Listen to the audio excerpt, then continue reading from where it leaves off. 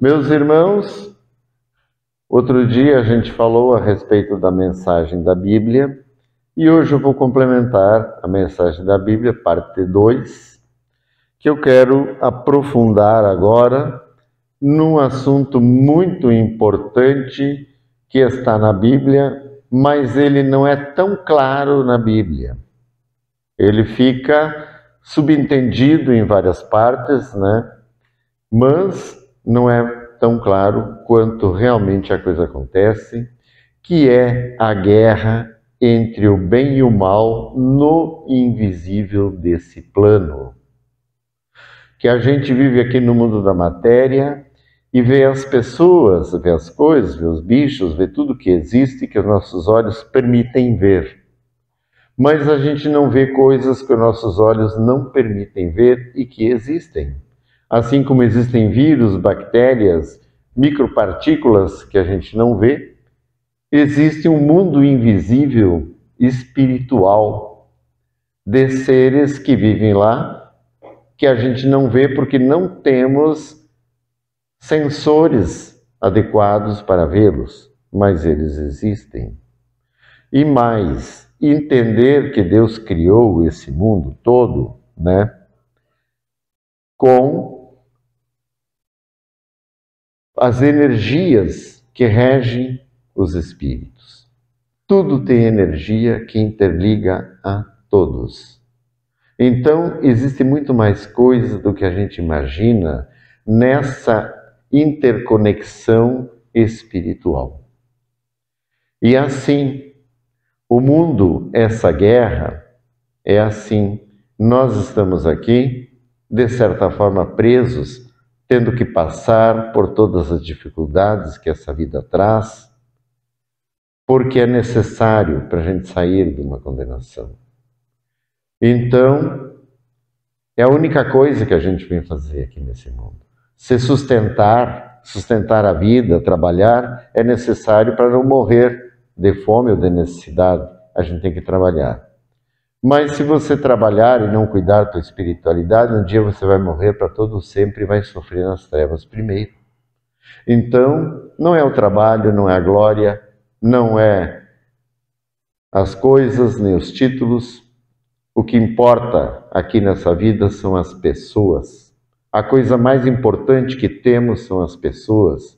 E tem que valorizar cada pessoa com muito amor, com muita alegria, tentando valorizar os seus talentos, as suas virtudes e não ficar procurando defeitos, por causa que só estamos aqui porque temos defeitos. E quando recebemos os talentos de Deus, recebemos em proporção diferente, de acordo com o merecimento de cada um, ou aquela condição que precisa ter que te leve a salvar a tua vida. Porque se Deus der uma condição diferente, provavelmente você não iria se salvar. Então a condição que Ele dá é a exata, aquela que tu precisa para se salvar. E aí Ele nos coloca numa família, nos coloca entre pessoas. Ninguém vem sozinho ao mundo. Então tem um pai e uma mãe que já tinham seu pai e sua mãe, que já tinham seus irmãos, que já tinham todo um pessoal interligado. Então ninguém é sozinho nesse mundo. A gente precisa tanto uns dos outros.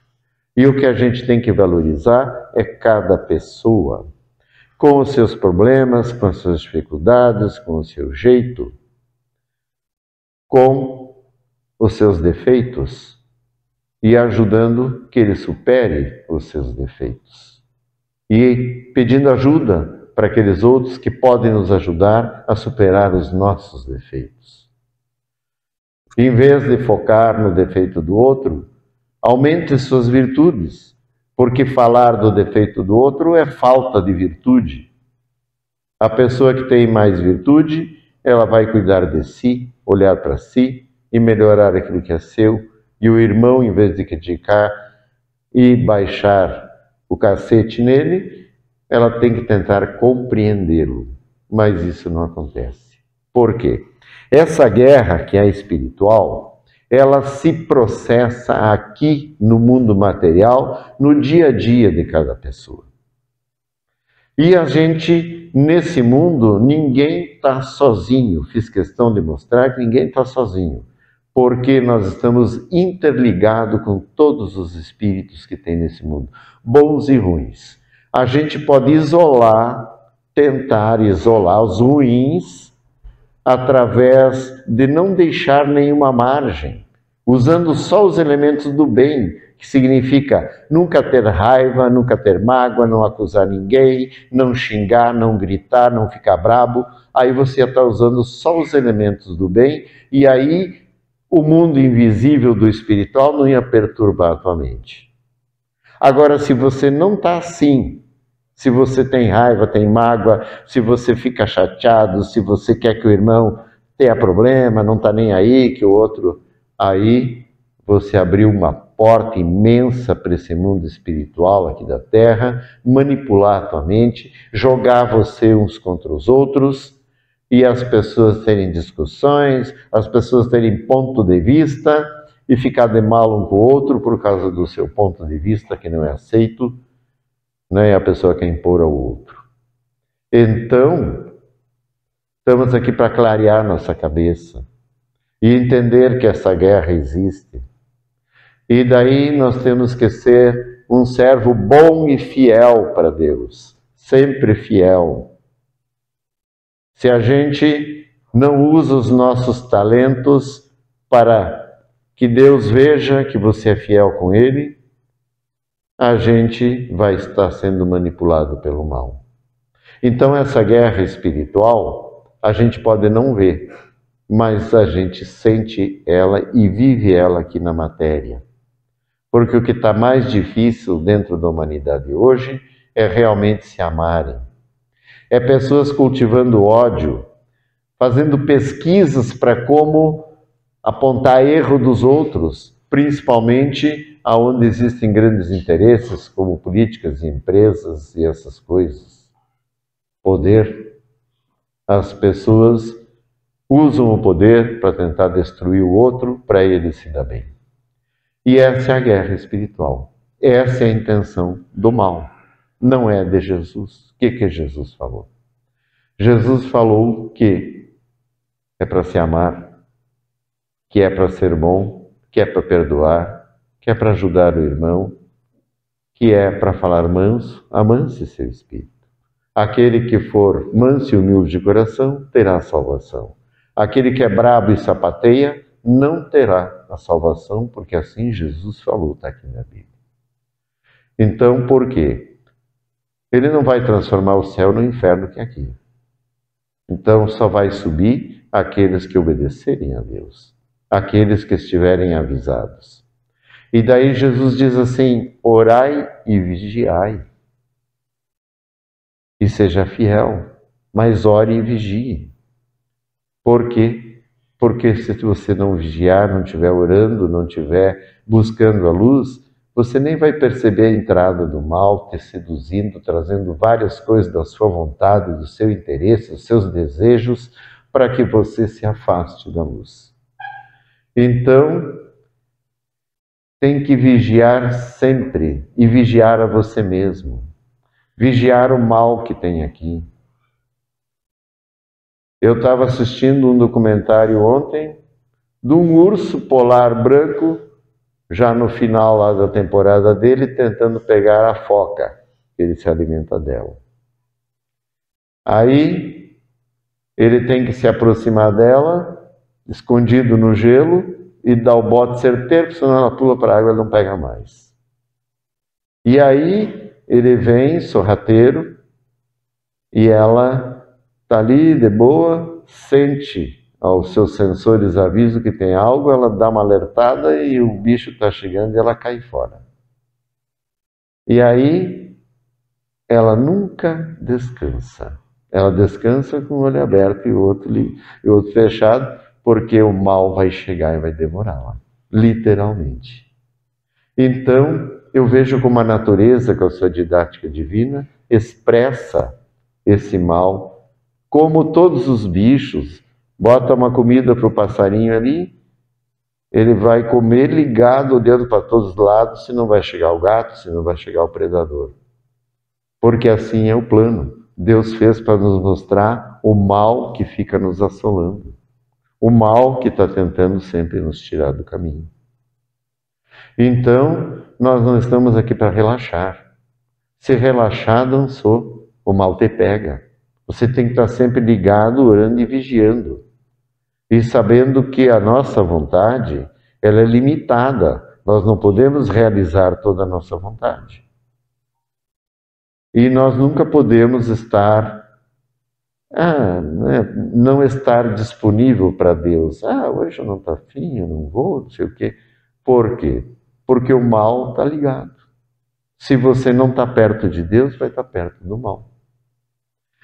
E eu vejo que assim muitas pessoas desistem da luz, desistem das igrejas, em cima de desculpas, de não sei o quê, de conversa fiada. E o que vai salvar não é nenhuma igreja e nem a conversa fiada. O que vai salvar não são as desculpas, é você cumprir o que Jesus pediu, em qualquer igreja que tiver.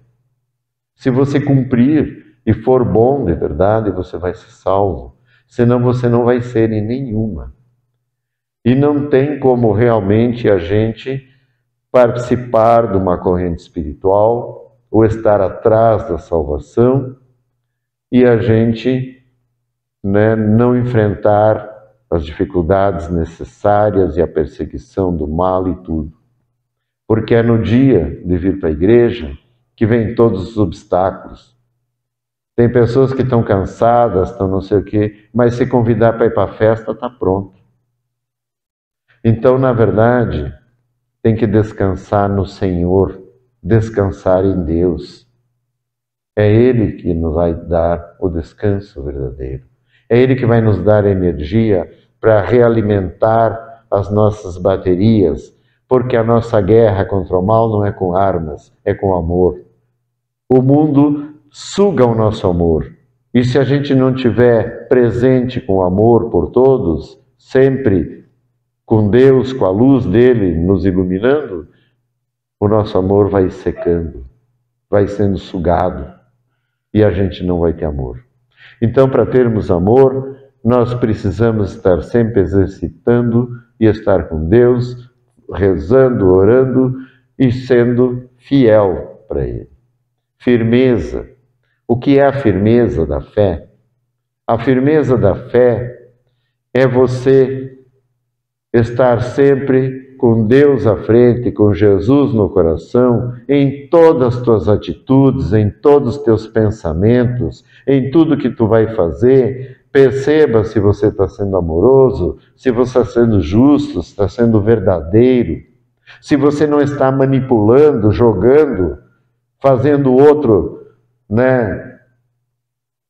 coisas que não deveria fazer com o outro, então, fazendo outro de bobo muitas vezes, então tem que expressar no teu dia a dia o teu amor, expressar no teu tratamento com as pessoas, expressar na família, com os filhos, com os parentes, com os amigos, que eles gostem de você. Isso é a firmeza. As orações e expressando que você aprendeu a amar, não deixando que o amor seque, não deixando que o mal, que a vida aqui na terra, sugue todo o nosso amor.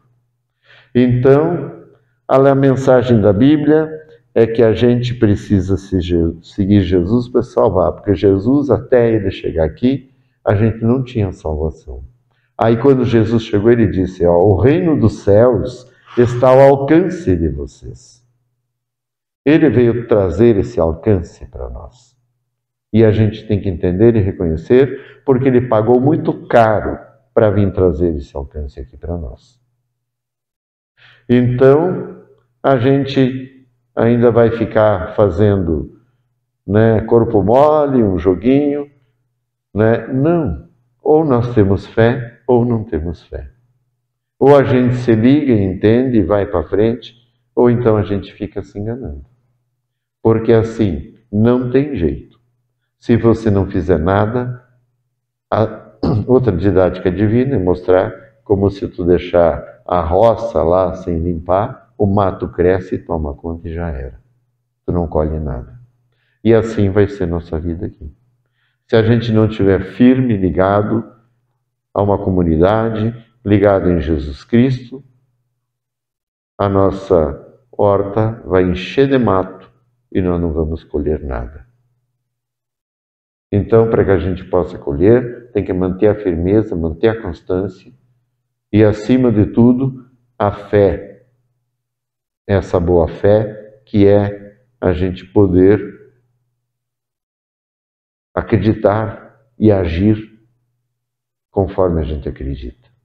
Né? Não adianta dizer que tem fé e fica fazendo cada coisa que, né, não combina, e a gente não está enganando outro ser humano. Quem vai nos avaliar é a inteligência suprema, aquele que vê tudo, que sabe tudo, inclusive o que está dentro de você. Então nós temos que ser sinceros conosco, com os outros e com todos, porque aqui é um exercício. Se você não consegue amar teu irmão que você vê, como é que tu vai amar a Deus que você não vê? Então a mensagem da Bíblia, né, tem tudo aquilo que foi falado na outra palestra, mas tem esse ponto importantíssimo, que é essa guerra entre o bem e o mal. E que ela está se expressando o tempo todo e que nós estamos dentro dela. E se você não se posicionar perante Deus, você vai estar com o mal. E não existe em cima do muro. Ou você está com um, ou está com o outro. E aí nós precisamos nos posicionar para que a gente saia realmente da condenação, que a gente consiga, que a salvação é isso.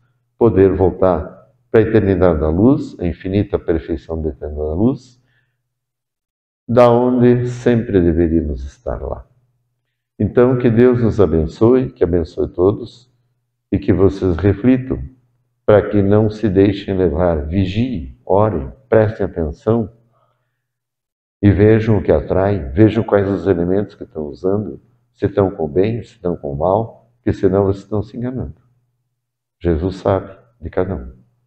Né? Você pode enganar eu, enganar o irmão, enganar a mãe, o pai, o tio, mas não vai enganar Deus. Ele sabe de cada um. Então, prestem atenção, sejam honestos e sinceros consigo mesmos e não sacaneiem um ao outro, porque senão dá tudo errado. Amém.